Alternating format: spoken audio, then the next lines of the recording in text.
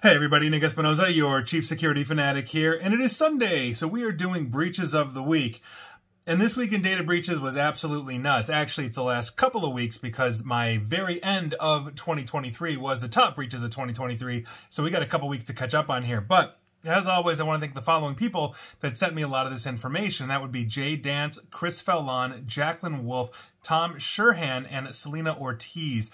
Thank you very much for sending these tips in, and please keep sending them my way. And with that, let's get going because we have no time to lose. And first up is going to be Orrick, Harrington, and Sutcliffe. Now, if you're a longtime listener or watcher of the Breaches of the Week, then you probably heard them because they're a law firm that handles essentially victims of data breaches. And here we go. Now, they just had their own cyber attack. Now, they said basically about a week ago or so that attackers stole the personal information and sensitive health data of more than 637,000 data breach victims, meaning they just got victimized again from a file share on their network during an intrusion during March of 2023. Way to keep that under your hat, guys. Now, Orrick said that the stolen data consumes whatever you think that it would possibly consume because they're literally holding this in evidence. Names, dates of birth, postal address, email, government-issued IDs, social security numbers, driver's license, tax IDs, etc., etc. The data also includes medical stuff as well because, again, they're helping companies go through data breaches. And so think about PHI, but also medical treatment diagnosis information, insurance claims information, dates of costs and services, all this kind of stuff. So basically, I guess they're going to get sued too, but here we go. So there it is. That's obviously coming out strong in the beginning of the year. Now, with that, I have to give you an update on MoveIt. As you know, this has been going on for months and months and months and months, since about mid-2023, and it just hasn't stopped for the new year. So, by virtue of MoveIt, WellTalk, who I've mentioned multiple times over the months, got breached because now their clients are declaring, and this week it's Yale New Haven Health for over 800,000 just in Connecticut alone. So obviously that's a huge thing. So if you're using Yale New Haven Health for your medical needs, they got breached because WellTalk got breached because MoveIt got breached, and that's how supply chain breaches work. Moving on, let's talk about Health EC.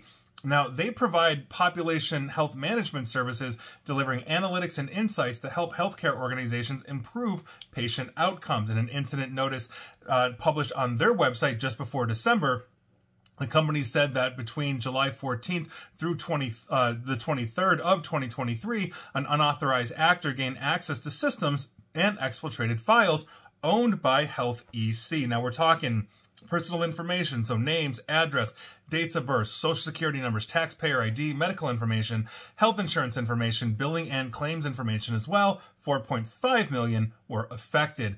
Moving on, I want to give you an update on the Perry Johnson and Associates, or PJ&A update.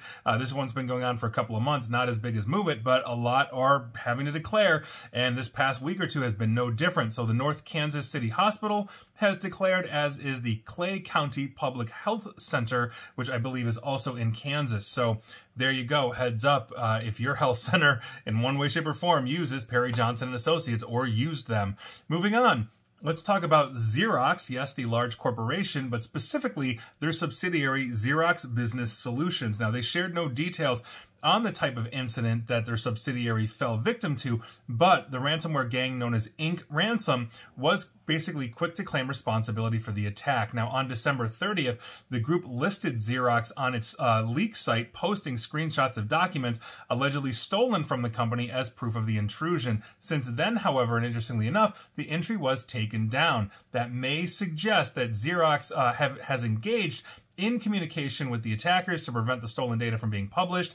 We don't necessarily know, but probably. So heads up to you if you use Xerox Business Solutions, part of Xerox, for all your Xeroxing needs. Moving on. Let's talk about Network 180. This is the Kent County, Michigan Mental Health Authority.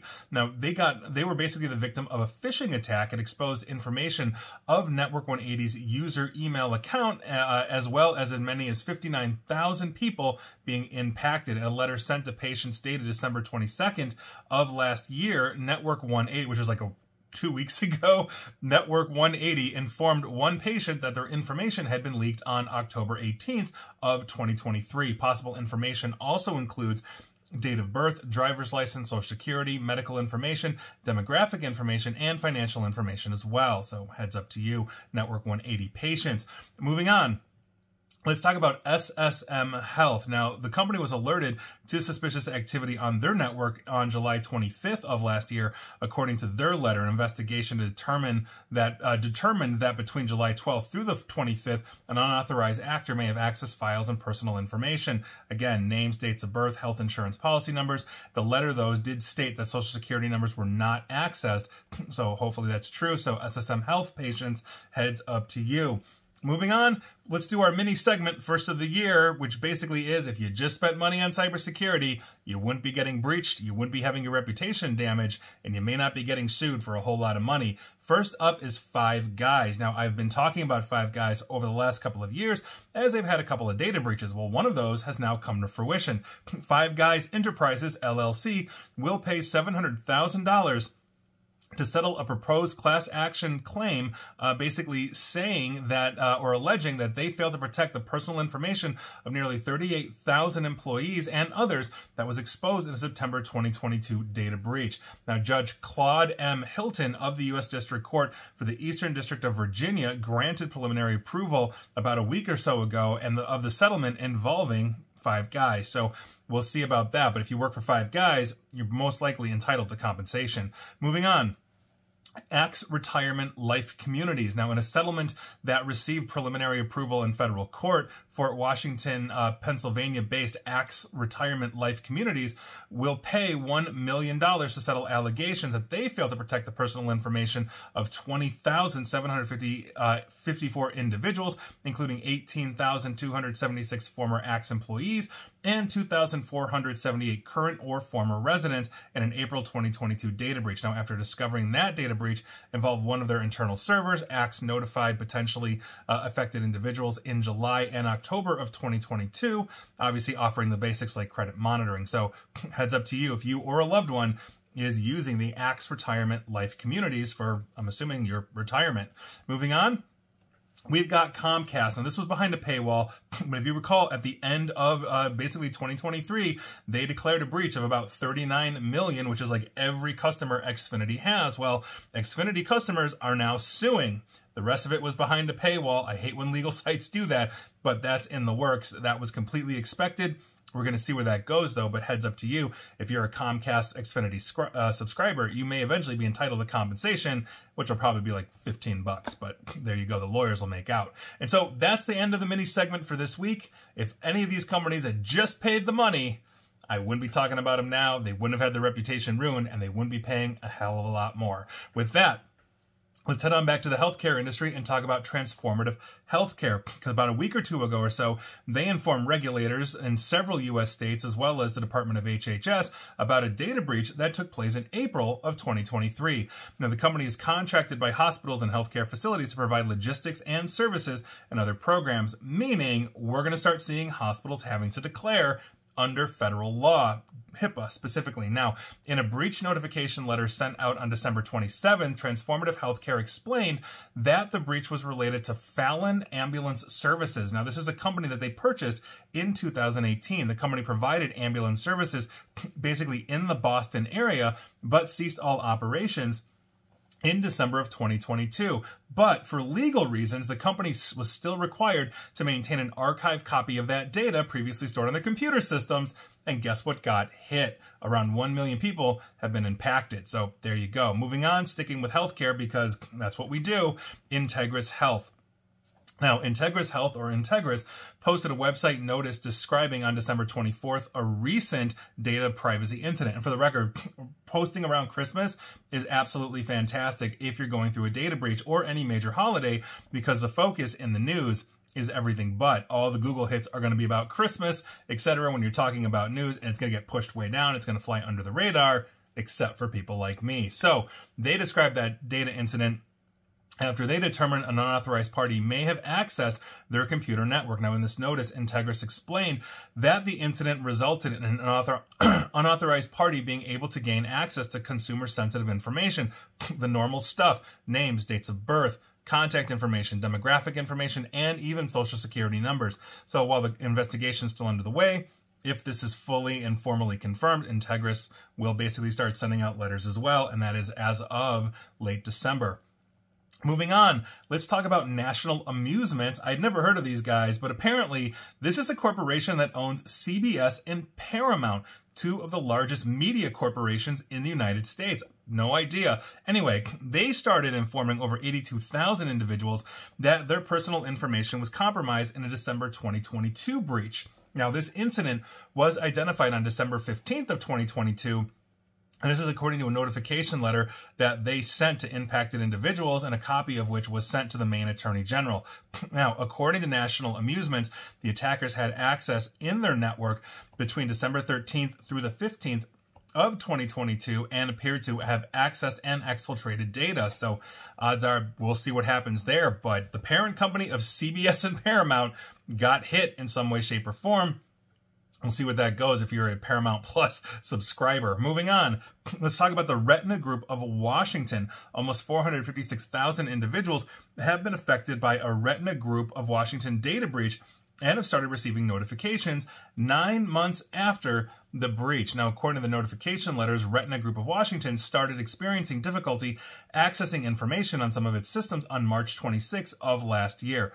An investigation was launched, FBI was notified, and basically they determined that they had files accessed. Now, the type of information is names, addresses, telephone numbers, email addresses, dates of birth, demographic information, social security numbers, driver's license numbers, medical record numbers, health information, payment information, health insurance information, and on and on and on. So heads up to you if you use Retina Group out of Washington. Not good. Moving on, Navis and Company with 2 V's. Now, on December 29th, they filed notice with Oregon after discovering that an unauthorized party accessed their computer system and accessed confidential consumer information. They explained the unauthorized party was able to access names, social security numbers, dates of birth, Medicaid, Medicare information, health plan IDs, medical treatment, patient account numbers, case information, providers, doctor's information, health record information, where you went to school in 3rd grade, and on and on and on. Now, basically, after completing that investigation, they began sending out data breach notifications to those who were affected as well. So heads up to you if you use Navis with 2 V's for all your health needs. Dental Exchange, and that's Dental X Change, and I swear, like, this is like 90% healthcare. Now, on January 2nd of 2024, they filed with Montana after discovering that an unauthorized party was able to access information belonging to basically dental care provider patients. Now, in this notice, Dental Exchange explained that the incident resulted in an unauthorized party being able to access consumer-sensitive information. So names, address, dates of birth, subscriber IDs, list of dental procedures that had been performed by their providers and all of that. And so they started sending out letters as well. Moving on, finally, we get one that isn't healthcare lately, and that would be the major U.S. private freight transport provider, Estes Express Lines.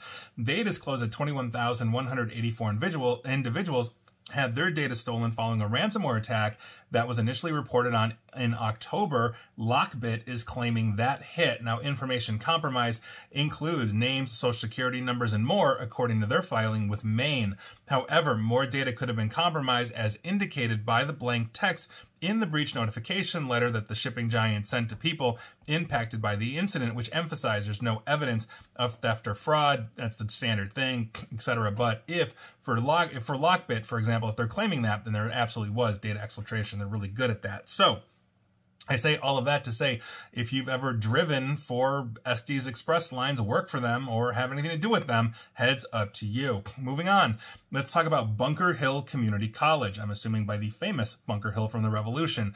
On December 28th, Bunker Hill of last year, Bunker Hill Community College filed a notice with Massachusetts after discovering that they had been hit by a ransomware attack. Now, they explained that the incident allowed this unauthorized party to gain information such as, or access information such as names, dates of birth, social security numbers, driver's license, state IDs, passports, financial account information, credit and debit card numbers, usernames and passwords, outstanding, and medical information, health insurance information, etc., etc. So if you go to or work for Bunker Hill Community College, you're not having a good week. Moving on, Europe's largest parking app operator, Easy Park Group, they acknowledged a data breach that affected the personal information of an unverified amount of Easy Park users across Europe.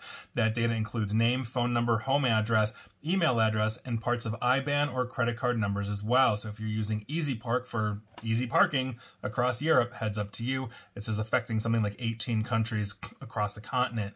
Moving on, let's talk about German hospital network, and I promise you, I apologize from the bottom of my heart, my German viewers and listeners, because let's give this one a roll. The German hospital network, Katholische Hospital Vereinigung Ostwaldfalen.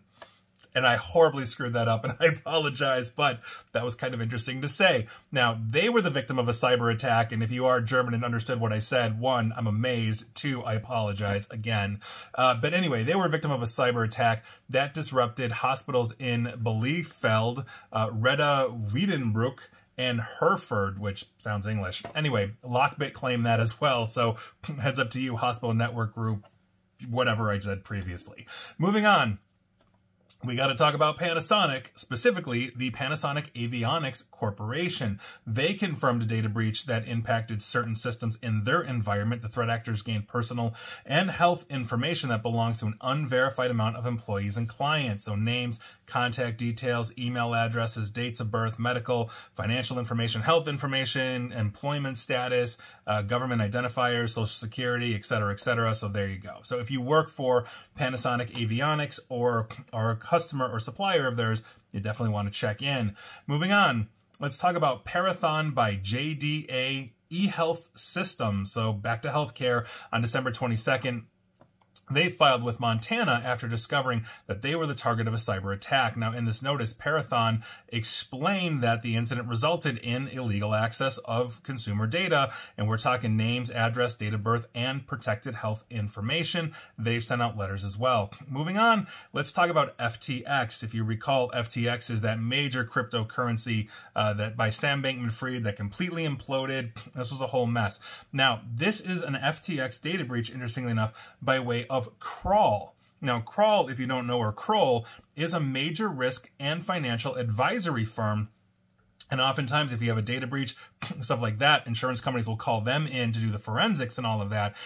Basically, they discovered that they had disclosed the compromise of information from FTX's bankruptcy complaints following a data breach in August that stemmed from a SIM swapping attack on its T-Mobile account. In other words, Kroll got hit and FTX data was taken. Now, FTX customers had their names, home and email addresses, phone numbers, claim numbers, and amounts, account IDs, coin holdings, and balances impacted by this breach. Some individuals also had their birth dates compromised as well, according to Kroll's notification. However, Kroll emphasized that basically none of FTX's systems and digital assets, as well as account passwords, were affected in this attack.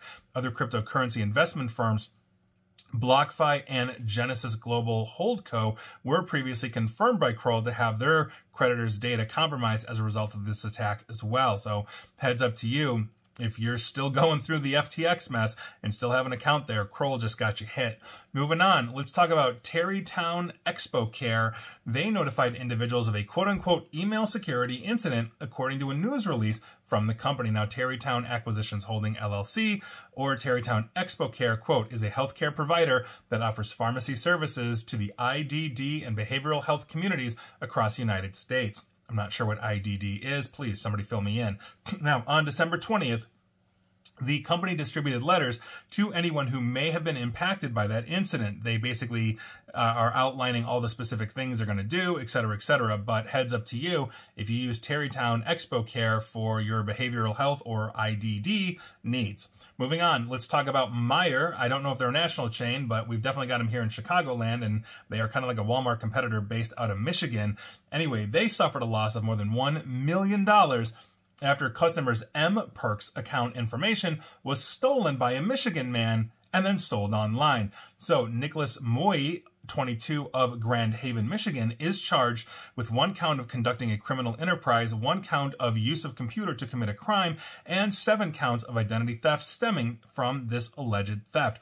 Now, Michigan Attorney General Dana Nessel says that Moy obtained login credentials from a separate data breach and cross-referenced those credentials for access success with mPerks. He then allegedly sold that information online. And that's one of the problems we have with credential stuffing attacks and all of that. People are creatures of habits. Don't reuse your passwords. And so a lot of people probably had the same password for their Walmart login as they did their Meijer login or whatever, or bank, God forbid.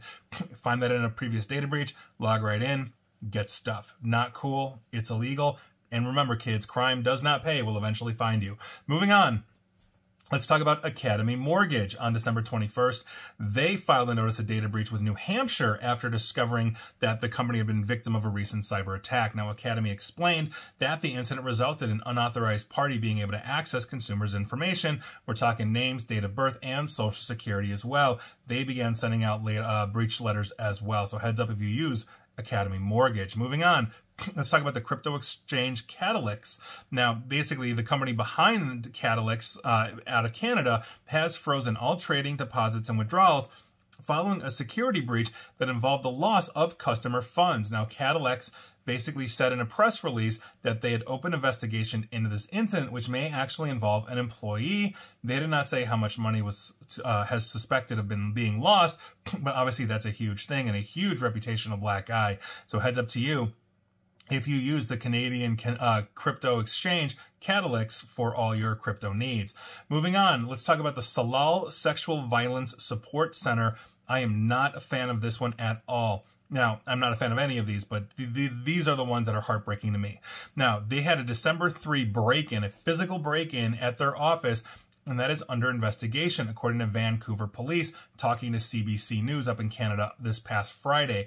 At least one woman who sought counseling at Salal says, and she is planning on filing a complaint with British Columbia's privacy watchdog over this breach. Now, in a December 23rd email obtained by CBC News, that's Canadian Broadcasting Corporation, Executive Director Dalla Israel told Salal clients that a backup server with their waitlist and contact information was among the items stolen from their office, which is currently being renovated. Quote, "It is possible that your name, email address, telephone numbers, and notes about safety risk or what services you have requested could be released, sold, or shared publicly." That's according to Ms. Israel. And obviously, that's a huge problem because when you've got victims of, let's say, abuse, domestic abuse, whatever it is, that are seeking to get away from their attackers, these attackers oftentimes are very controlling and they are looking to basically find these people, which is why things like battered shelters are always hidden. They're never published. They're never publicized and all of that. And in the age of social media, it's even harder. But when the physical server and has the actual data is there, you know, it's a huge problem. Now, obviously, we're hoping nothing happens. Maybe it's pawned and the pawn shop just wipes the computer and calls it a day. But regardless of that, it's a data breach. It's a data breach of those that are oftentimes in some very precarious situations. So never a fan of that. Moving on, let's talk about the Ohio lottery. So heads up, big spenders in Ohio. This is for you. The Ohio Lottery was forced to shut down some of their key systems after a cyber attack affected a whole bunch of internal applications on Christmas Eve.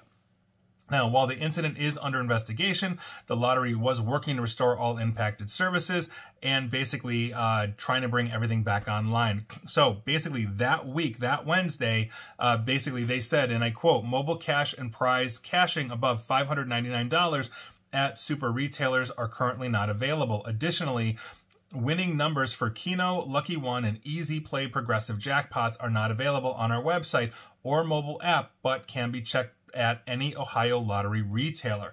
Now, hopefully all of this has been fixed as I'm talking to you here in January. But if not, and you're playing the Ohio lottery as a customer, you can also check the Ohio lottery website and mobile app for winning numbers while the incident is being investigated and things are being brought online. So obviously not a good thing, not a good look for the lottery system. Hopefully no money was taken because obviously there's a lot of money in the lotto. Moving on. Let's talk about Loan Care. That's right, they're just called Loan Care. They suffered a data breach last month, which resulted in the theft of sensitive consumer data, and we don't necessarily know how much that is beyond full names, addresses, and social security numbers, as well as loan numbers, but it could be more, and roughly 1.3 million people were affected by that breach, according to them. So heads up if you use Loan Care, one word for all your loan care needs. Moving on, I want to do a finally here. because we are going to wrap this up for our very first official breaches starting in 2024.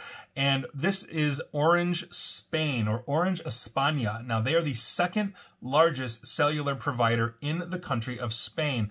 And we're talking about them for one very specific reason, and see if you can guess why. Essentially, Orange Spain suffered a major outage about a week or so ago after a threat actor, or the end of December, basically as a threat actor going by the alias Snow, obtained a quote-unquote ridiculously weak password for an account that manages the global routing table and controls the networks that deliver the company's internet traffic. In other words, their routing tables were accessed, and if you change those routing tables, you can screw a whole lot of things up. Now, apparently, an administrator's computer was infected by info-stealing malware, which in and of itself, why and how, which somebody, this Snow person or individual or entity, harvested a password called RIPEadmin, all lowercase, RIPEadmin. And they did that in September of 2023. Now, the threat actor then sold that on the dark web, probably to Snow. They're not sure. Could be Snow, could be a third party. Now, this threat actor used it to basically log into the RIPE-NCC account. That's obviously what we're talking about here. And this is a huge thing because the RIPE network, or RIPE Coordination Center, is one of 5 regional internet registries responsible for managing and allocating IP addresses to internet service providers, telecommunication organizations, and companies that manage their own network infrastructure. You're big like Google, you're talking to RIPE. Now, once logged in, the attackers started making changes to the global routing table, which Orange uses to assign traffic to different backbone providers. At first, the changes didn't make much of a difference, but soon enough, quote unquote, things got ugly, and here we are. Now, long story short, Snow ended up turning basically what is considered an anti-route hijacking tool into a denial of service tool against Orange, knocking out all of its users.